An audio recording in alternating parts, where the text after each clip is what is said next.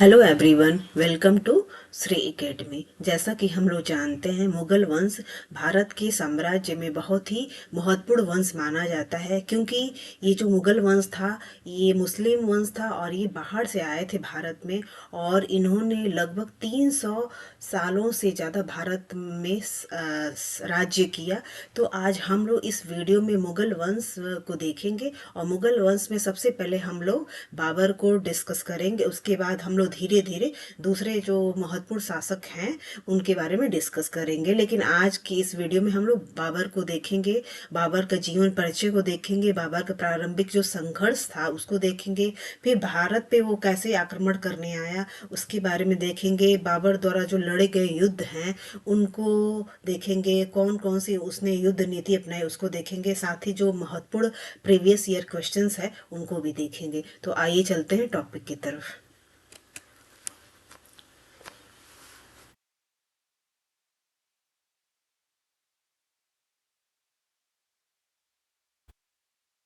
तो देखिए, मुगल सल्तनत का जो इतिहास है सबसे पहले उसको हम लोग देख लेते हैं। तो जैसा कि हम लोग मैप से देख रहे हैं कि मुगल जो साम्राज्य था वो बहुत महान साम्राज्य रहा है भारत में, क्योंकि लगभग पूरे भारतवर्ष में उसने राज्य किया है। ठीक है, तो मुगल वंश जो था भारतीय इतिहास के महत्वपूर्ण अध्याय के रूप में माना जाता है, क्योंकि जो मुगल साम्राज्य था वो लगभग 300 सालों से ज़्यादा भारत में साम्राज्य किया है। लगभग 1526 में इसकी स्थापना हुई थी, 1857 में इसका अंत हुआ था। और इसकी जो शक्ति और सांस्कृतिक प्रभाव की उच्चता के कारण यह एक बहुत महत्वपूर्ण वंश बन गया। ठीक है,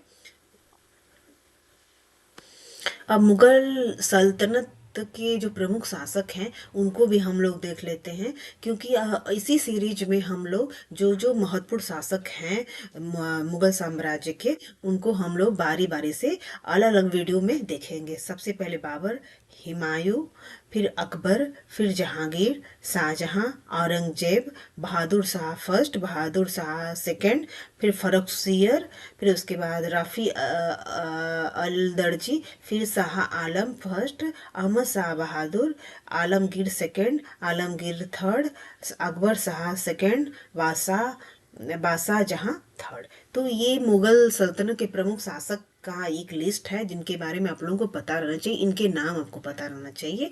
और जो हमारा जो मुगल सल्तनत को मैं कवर करूंगी उसमें इम्पोर्टेंट शासकों को ही कवर किया जाएगा जो कि एग्जाम में पूछे जाते हैं। तो एग्जाम के पॉइंट ऑफ व्यू से ही हम लोग पढ़ेंगे। ठीक है, तो आइए चलते हैं आगे।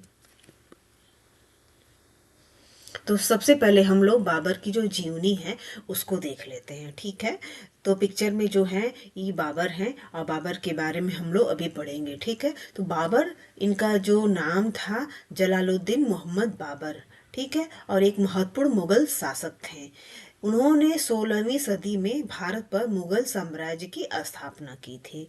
ठीक है, मतलब मुगल साम्राज्य को जो नींव रखी थी वो बाबर ने रखी थी। बाबर का जो जन्म हुआ था 14 फरवरी 1483 को उज्बेकिस्तान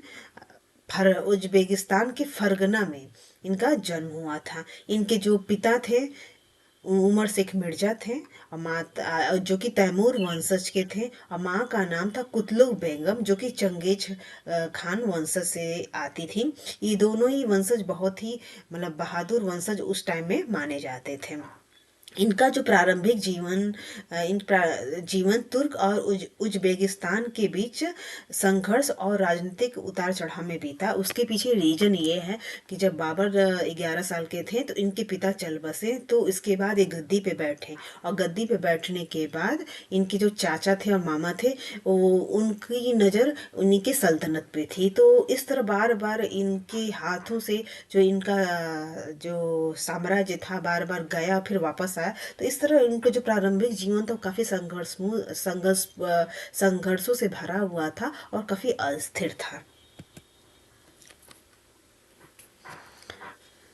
तो 20 अप्रैल 1526 को पानीपत की प्रथम लड़ाई में इब्राहिम लोदी को हराकर मुगल शासन की इन्होंने नींव रखी थी। ठीक है। और मुगल जो साम्राज्य था 1526 से लेकर 1857 तक रहा, लगभग 300 सालों से ज़्यादा मुगल का भारत में शासन रहा। बाबर का जो शासन काल रहा है वो 4 दिसंबर वो 1530 तक ही रहा, क्योंकि उसके बाद इनकी 1530 में इनकी मृत्यु हो जाती है दिल्ली के पास आगरा में। इसके बाद इनका जो पोता होता है अकबर, जो कि इनका बेटा अकबर, बाबर का बेटा होता है हुमायूं, जो बाबर की मृत्यु के बाद शासक बनता है। उसके बाद अकबर बनता है। लेकिन जो अकबर है मुगल साम्राज्य की बहुत ही महान शासकों में उसकी मतलब गिनती होती है, क्योंकि उसने मुगल साम्राज्य को उच्चतम शिखर तक पहुंचाया और उसके शासन को काल को गोल्डन आयु भी कहा जाता है। तो ये था कि बाबर की जो जीवनी थी उसको हमने संक्षेप में पढ़ा। बाकी इसके आगे इनके जीवन में जो अस्थिरता अस्थिरता थी, बाबर के जो आरंभिक जो संघर्ष हैं फरगना में, उसको पहले हम लोग देखेंगे। तो बाबर का जो आरंभिक संघर्ष था उसको देखेंगे, जो कि उसने फरगना में और उज्बेकिस्तान में फेस किया। ठीक है। तो बाबर जब 11 साल का था तब उसके पिता चल बसे और उसके बाद वो बाबर गद्दी पे बैठा। लेकिन इस गद्दी पे वो ज़्यादा दिन तक नहीं बैठ सका, क्योंकि उसके चाचा और मामा की नज़र इसकी सल्तनत पे थी और फिर वो इसको हथियाने के लिए प्रयास करने लगे। फिर उसके हाथों से ये गद्दी चली भी गई थी। लेकिन बाद में देखिए 1494 में फरगना की गद्दी पे बैठा और इसकी चाचा और मामा उसकी गद्दी को बीच बीच में छीन लिए थे। फिर बाद में बाबर ने अपने चाचा से समरकंद को छीन लिया, जो कि समरकंद भी फरगना के पास ही था। ठीक है। फिर 1504 में उसने काबुल पे विजय किया। तो काबुल पे विजय करने के बाद अब वो भारत के काफी सीमा के आसपास पहुंच चुका है। तो डायरेक्टली बाबर ने भारत पे आक्रमण नहीं किया। पहले वो अपने मध्य एशिया में रहा, वहाँ अपना वो फरगना पे गद्दी पे बैठा, फिर उसको छीन लिया गया। फिर उसने अपने चाचा से उसको हथियाया, फिर काबुल पे उसने विजय प्राप्त की। फिर धीरे धीरे वो 1519 में भेरा का किला जो कि जयपुर में है उस पे उसने विजय प्राप्त की। लेकिन फिर वहां पे अपने अधिकारियों को बैठाकर वो समरकंद वापस चला गया था, वापस अपने अपने जो जहाँ का था वहीं वापस चला गया। फिर उसने जब वो वापस चला गया अपने अधिकारियों को बैठा के, तो 1500 फिर उसके बाद जो पंजाब का गवर्नर था दौलत खान लोधी, वो बाबर के चले जाने के बाद उसका फायदा उठाता है और फिर भेड़ा के किला पे अपना विजय हासिल कर लेता है। फिर 1520 में फिर बाबर वापस आता है भारत में और भेड़ा का किला पुनः जीतता है और सियालकोट का भी किला इस बार जीतता है और वापस चला जाता है। ठीक है।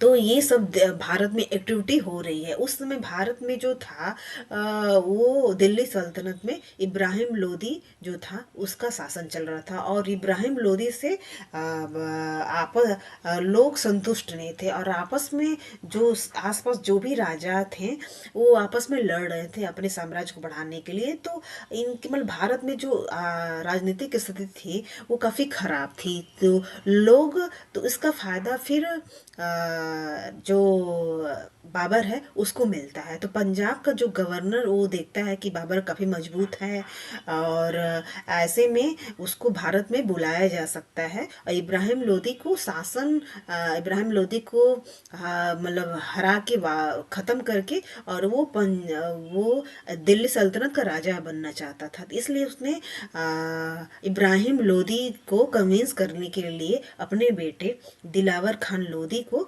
बाबर के पास भेजता है। और ये भी इतिहासकारों का ये भी कहना है कि राणा सांगा ने भी साथ में न्योता दिया था बाबर को भारत में आने के लिए, ऐसा कहना है मतलब।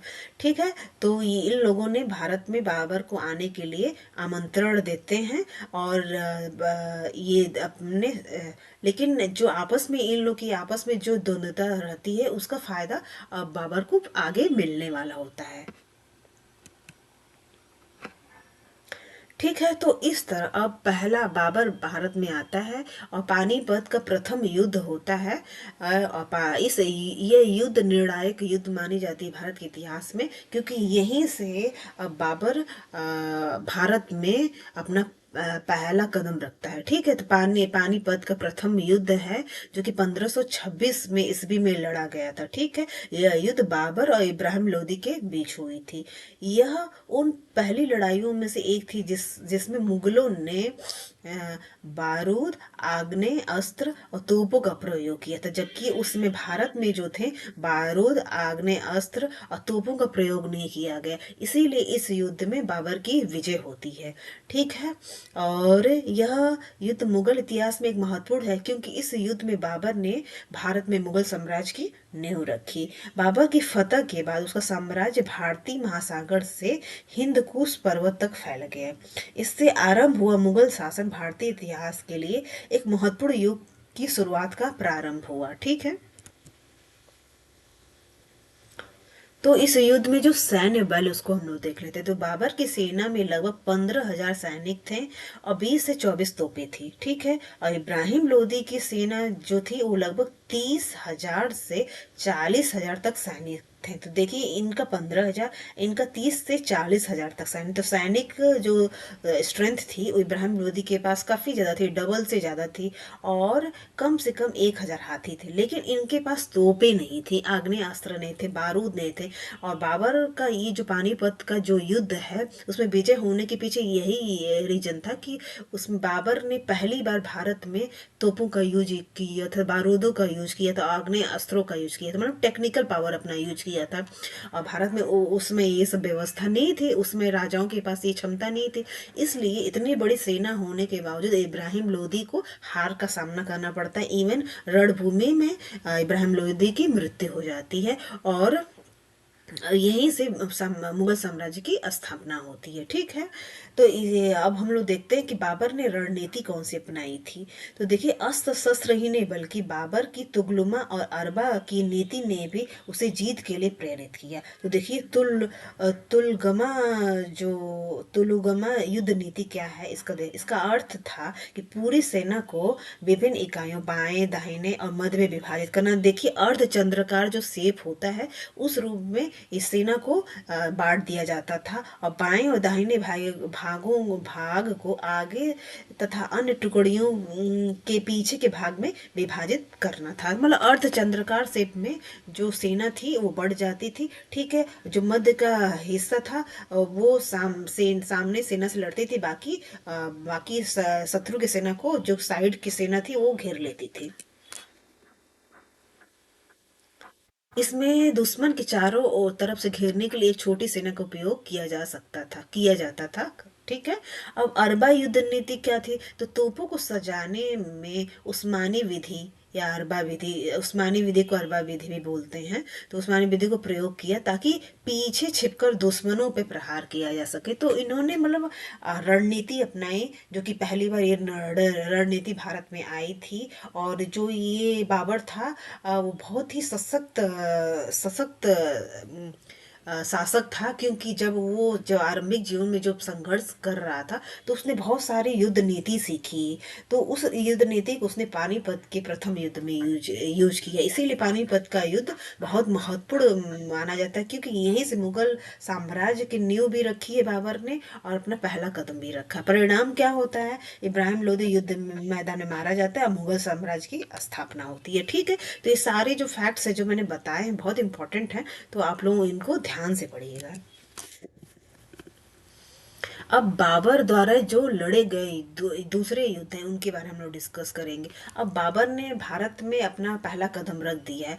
अब धीरे धीरे वो अब भारत में अब सेटल होने के बारे में सोचता है।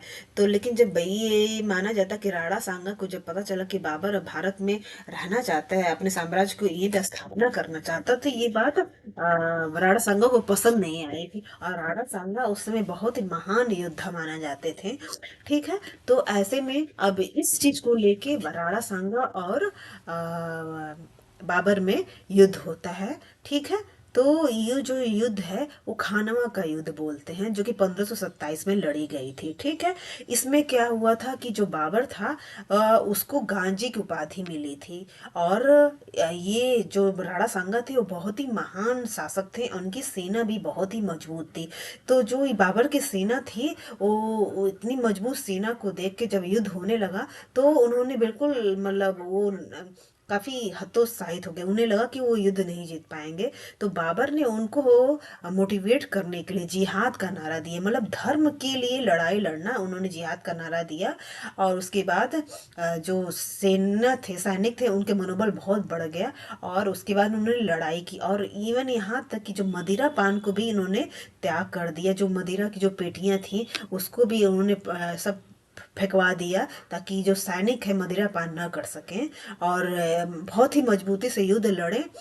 तो इसलिए मदिरा पान को त्याग दिया और जिहाद का नारा देकर उन्होंने सेना को इतना मोटिवेट किया कि फाइनली खानवा के युद्ध में राणा सांगा के विरुद्ध बाबर की जीत होती है। और इस युद्ध में जो है गाजी की उपाधि मिलती है बाबर को। ठीक है। एक चीज में और भूल गए कि जब बाबर पानीपत की पहली युद्ध जो थी वो जीत के बाद तो जो ये बाबर था वो काबुल में चांदी के सिक्के बंटवाया था। तो उसके बाद इसको दानी की उपाधि मिलती है। ठीक है। और इसके दो कर्मचारी थे, अधिकारी थे, जो इसकी तोपों का काम देखते थे। तो उसके वो जो थे वो उसकी तोपों का काम दाम देखते थे, और जिससे उसका जो इसी वजह से हर युद्ध में जो भी बाबर भारत में पानीपत की युद्ध बाद 3 युद्ध और लड़ता है और उसमें सब में उसकी युद्ध जीत होती है। ठीक है।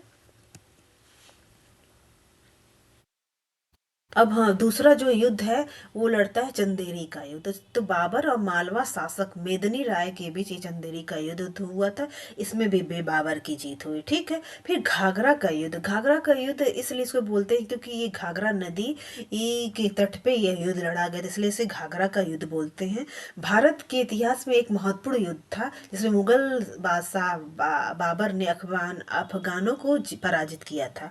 यह युद्ध 6 मई 1529 को उत्तर प्रदेश के गोरखपुर के निकट घाघरा नदी के तट पे लड़ा गया था। यह युद्ध जल और थल दोनों पर लड़ा गया था, जिसमें बाबर ने अपनी तोपों और नौकाओं का प्रभावी उपयोग किया था। इस युद्ध के फलस्वरूप बाबर का साम्राज्य घाघरा और हिमालय से ग्वालियर तक फैल गया, और यह बाबर द्वारा जो लड़ा गया अंतिम युद्ध था। ठीक है। तो कई बार क्वेश्चन पूछ लिया गया जाता है कि कौन सा युद्ध था जो कि अंतिम युद्ध था बाबर का, तो घाघरा का युद्ध है। ठीक है। अब हम लोग देख लेते हैं कि बाबर के जो पुत्र और पुत्रियों की जो सूची है उसको देख लेते हैं, उसकी फैमिली ट्री। ठीक है। तो हुमायूं बाबर का पुत्र, मुगल साम्राज्य के पहला सम्राट। ठीक है। कामरान मिर्जा, हिदायत बादशाह, हिंदाल मिर्जा, गुलबदन बेगम बाबर की पुत्री, गुलरुख बेगम बाबर की पुत्री। ये 2 पुत्रियां थी और 4 इनके बेटे थे। ठीक है। उसके बाद 26 दिसंबर 1530 को बाबर की मृत्यु हो जाती है। मतलब भारत में वो पानीपत के युद्ध से प्रवेश करता है 1526 में, और 1530 में काफी कम उम्र में ही बाबर की मृत्यु हो जाती है। इस बाबर ने बाबरनामा एक महत्वपूर्ण ग्रंथ लिखा था जो कि तुर्की भाषा में है। इसमें उन्होंने अपने जीवन के जो अनुभव थे, संघर्ष थे, उसको उन्होंने बहुत विस्तार से लिखा हुआ है। ठीक है। बाबर की मृत्यु दिल्ली के पास आगरा में हुई थी, वहीं पे उनको दफनाया गया। लेकिन बाबरनामा में उन्होंने अपने दफनाने के स्थान को चुना था, वो भी काबुल था, काबुल में अपना कोई जगह था। तो बाद में काबुल उसके अनुसार उनको काबुल में दोबारा से दफनाया जाता है।